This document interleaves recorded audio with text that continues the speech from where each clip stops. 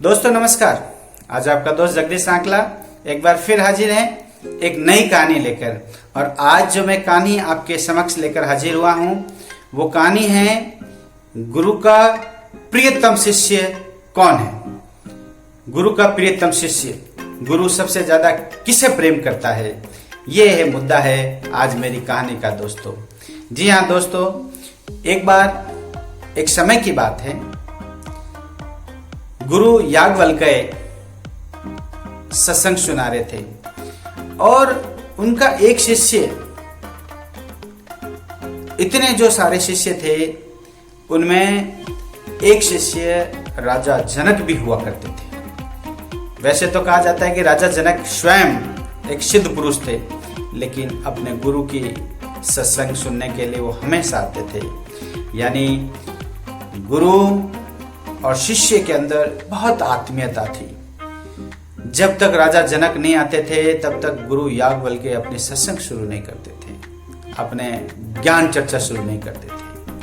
ये जानकर जो गुरु के जो दूसरे जो शिष्य थे उनमें बड़ी जलन थी, ईर्ष्या थी। साधु होते हुए भी इस प्रकार के विचार, राजा को इतना महत्व दिया जा रहा है, एक गुरु के लिए तो राजा हो या प्रजा हो समान होते हैं, ऐसा भेदभाव क्यों? ये हर सत्संग के पश्चात शिष्यों के अंदर ऐसे विचार विमर्श होता था। सत्संग सुन के जब वो जाते थे तो आपस में इस प्रकार की गॉसिप होती थी, गुरुजी अच्छा नहीं करते, क्योंकि वो राजा जनक है इसलिए उनके साथ में अच्छा व्यवहार करते हैं और हमारे को वो इंपॉर्टेंस नहीं देते जो उन्हें देनी चाहिए। ऐसे करते करते एक दिन उन शिष्यों के अंदर ये जो ईर्ष्या की जो भावना है, ईर्ष्या की जो जलन है बहुत तेज हो गई, बहुत ज्यादा प्रज्वलित हो गई। और एक शिष्य खड़ा होके आखिर में गुरु के समक्ष बोल ही गया, गुरुदेव आज मुझे आपसे एक प्रश्न पूछना है। गुरु ने बड़े प्रेम से कहा, पूछो बच्चा, क्या बात है, लेकिन इतने क्रोध में क्यों प्रश्न पूछे? ऐसा क्या प्रश्न है जो आपको इतने क्रोधित किया जा रहा है? उस शिष्य ने कहा, गुरुदेव हम कब से यहाँ पर बैठे हैं लेकिन अभी तक आपने अपनी सत्संग शुरू नहीं की और ये बहुत गलत है। आप हमेशा राजा जनक को बहुत ज्यादा महत्व देते हैं, वो राजा है इसलिए हमसे ज्यादा महत्व देते हैं आप उन्हें। ये बात हमारे समझ में नहीं आती गुरुदेव। हम कब से यहाँ आ जाते हैं फिर भी आप जब तक राजा जनक नहीं आते तब तक आप अपने सत्संग शुरू नहीं करते, हमें अच्छी नहीं लगती।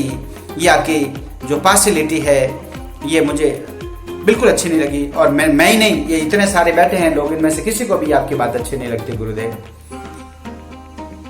गुरु मुस्कुराए और बोला, बेटा आज तुम नीचे बैठ जाओ, मैं आपके प्रश्न का जवाब दूं ये दिन आज सही नहीं है, लेकिन आपके प्रश्न का जवाब दूंगा मैं जरूर, एक उपयुक्त दिन आने दीजिए तब। लेकिन एक बात मैं जरूर कह दूं आपको, मेरे लिए राजा जनक भी शिष्य है और आप भी शिष्य हैं। मैं न राजा जनक से इसलिए प्रेम नहीं करता क्योंकि वो राजा है, मैं राजा जनक से इसलिए प्रेम करता हूं कि वो मेरा सर्वोत्तम शिष्य है। और वो सर्वोत्तम क्यों है इसका जवाब मैं समय आने पर दूंगा और आपको ये सिद्ध करूंगा कि वही मेरा सर्वोत्तम शिष्य है। इसका जवाब मैं समय आने पर दूंगा।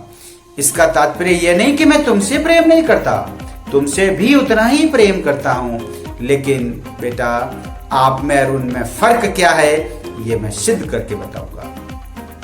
एक दिन गुरु ने अपनी चमत्कारिक शक्ति से उन शिष्यों का डाउट, भ्रम दूर करने की सोची कि किस प्रकार से मैं अपने शिष्यों का भ्रम दूर करूं। तो उन्होंने अपनी योग विद्या से एक चमत्कार किया।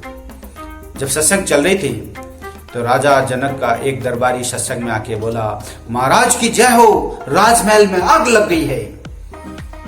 ये सुनते ही आधे जो उस सत्संग में बैठे लोग तो भागने लगे, चलो चलो राजमहल में चलते हैं, मेरा भाई वहां काम करता है, कोई कहता मेरी पत्नी वहां काम करती, कोई कहता मेरी बहन वहां काम करती, कोई कहता मेरा माँ वहां काम करता, कोई कहता मेरा पिता वहां काम कर रहा है। ऐसे करके लोग भागने लगे। दोबारा एक बार राज दरबारी फिर बोला, महाराज की जय हो, महल में आग लग गई है। क्योंकि जब पहली बार बोला था तभी राजा जनक ने उसकी तरफ बिल्कुल ध्यान नहीं दिया, अनभिज्ञ रहा, अपने गुरु की तरफ ध्यान था और उनकी सत्संग चल रही थी। गुरु प्रवचन दे रहे थे और राजा जनक सुन रहा था। दूसरी बार बोला, बच्चे कुछ लोग भी भाग गए, उनको कोई न कोई एक मुद्दा लेकर भागे और किसी को कोई काम नहीं करने वाला था, कोई पारिवारिक सदस्य नहीं था, कोई यार दोस्त नहीं था, तो केवल महल के अंदर जल रही आग को देखने के लिए आतुर थे और सब भाग गए।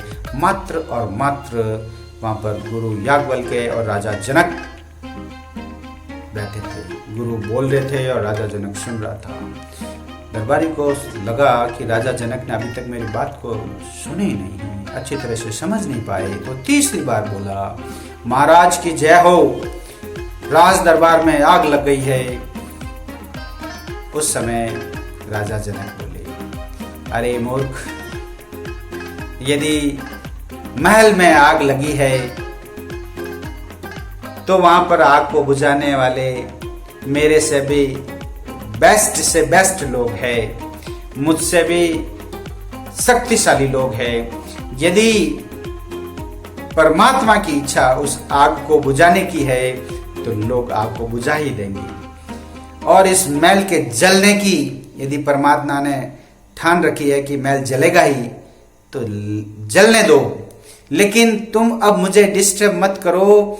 मैं मेरे गुरु के प्रवचनों का लाभ ले रहा हूं, मुझे अपने गुरु के चरणों में रहने दीजिए। आग जल रही है तो जलने दो, कुछ जल रहा है तो जलने दो। जो सत्संग मेरे समक्ष चल रही है वह अमूल्य है। मैं उस भौतिक वस्तु को अपने सत्संग से ज्यादा नहीं मानता। वो भौतिक वस्तु है, फिर भी कमाई जा सकती है, लेकिन जो सत्संग मैं सुन रहा हूँ उसका लाभ मुझे लेने दो भैया, आप प्लीज चले जाओ। ये सुनते ही गुरु याज्ञवल्क्य ने अपनी प्रवचन तुरंत फिर शुरू कर दिए और उनके दोनों के बीच के अंदर सत्संग चल रही थी। कुछ समय के बाद में क्या देखते हैं, राजमहल जल चुका था, सब कुछ समाप्त हो चुका था और वो धीरे धीरे शिष्य वापस आ रहे हैं। लेकिन क्या देखा, जिसका महल जल रहा था वो आदमी तो अपने गुरु की सत्संग को सुन रहा था, जिनका कुछ नहीं जल रहा था वे सारे लोग भाग भाग के उस महल को देखने के लिए गए। जब वो वापस आके बैठे तब उनका सत्संग समापन हुआ, और जब सत्संग समापन हुआ तो गुरु याज्ञवल्क्य ने कहा, देखो मेरे भाइयों, क्यों मैं राजा जनक को इतना महत्व देता हूँ। राजा जनक को इसलिए महत्व नहीं देता कि ये राजा है, इसलिए कि ये मेरा सर्वोत्तम शिष्य है। आज आप देख लीजिए, इसका करोड़ों अरबों खरबों रुपए की प्रॉपर्टी जल गई, लेकिन इसने मेरे प्रवचनों को ज्यादा महत्व दिया। ये उठ के बिल्कुल नहीं गया और मेरी बात को बिल्कुल धैर्य के साथ, कंसंट्रेशन के साथ, एकाग्रचित्ता के साथ सुन रहा था, और आपका कुछ भी नहीं जल रहा था। आपने मेरी सत्संग को महत्व नहीं दिया। इसलिए मैं हमेशा अपने सत्संग में शिष्य का इंतजार करता हूँ। जब गुरु के समक्ष सत्संग को सुनने वाला शिष्य मौजूद होता है तब गुरु को सुनाना में आनंद आता है। बाकी को मैं क्या सुनाऊं, ये तो वैसे है कि जैसे पूरे दिन बारिश चले और मटका उल्टा पड़ा रहे, तो वहाँ बरसात होने का भी क्या अर्थ दोस्तों। ये बात है मेरे भाइयों, मेरे बच्चों। अब आज शायद आप समझ पाए होंगे कि मैं क्यों इसका इंतजार करता हूँ। सारे शिष्य शर्मिंदा हो गए और सोचने लगे कि सचमुच में राजा जनक ही गुरु का सर्वोत्तम शिष्य है और हम तो इनके चरणों की धूल भी नहीं है। दोस्तों, सचमुच में यही बात है, यही एक विशेषता होती है जो एक शिष्य को अच्छा, उससे अच्छा और सबसे अच्छा बनाता है। आपकी लगन टीचर देखता है, आपकी लगन कैसी है इस पे डिपेंड करता है कि आप अपने गुरु के कैसे शिष्य बनेंगे। दोस्तों, मेरी बात आपको जरूर पसंद आई होगी।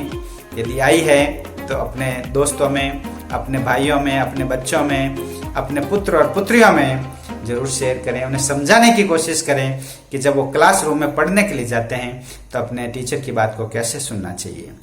ये बात औरों को समझाने की कोशिश करें कि जब कोई प्रवचन दे रहा है, जब आप अपने सत्संग में जाते हो तो उन्हें अपने सत्संग को कैसे सुनना चाहिए, ये बात उनको भी समझाने की जरूरत है कि यदि आप कहीं नौकरी करते हैं और आपका अधिकारी बोलता है तो उनकी बात को कैसे सुनना चाहिए। जी हाँ दोस्तों, बात छोटी है लेकिन मैसेज बहुत बड़ा है, इसको जरूर समझने का प्रयास करें। और मेरी बात आपको जरूर पसंद आई, मुझे पता है जरूर पसंद आई होगी, और आई है तो जरूर फॉरवर्ड करें दोस्तों। और अंत में मेरा वीडियो जरूर सब्सक्राइब करें, मेरा यूट्यूब चैनल जरूर सब्सक्राइब करें और मेरा मनोबल बढ़ाएं, ताकि मैं आपके लिए हर रोज एक नई बात लेकर आपके समक्ष हाजिर हूँ और आप तक मेरा वीडियो सबसे पहले पहुँचे दोस्तों। इसके लिए जरूर सब्सक्राइब कीजिए। बहुत बहुत धन्यवाद। जय हिंद, जय भारत।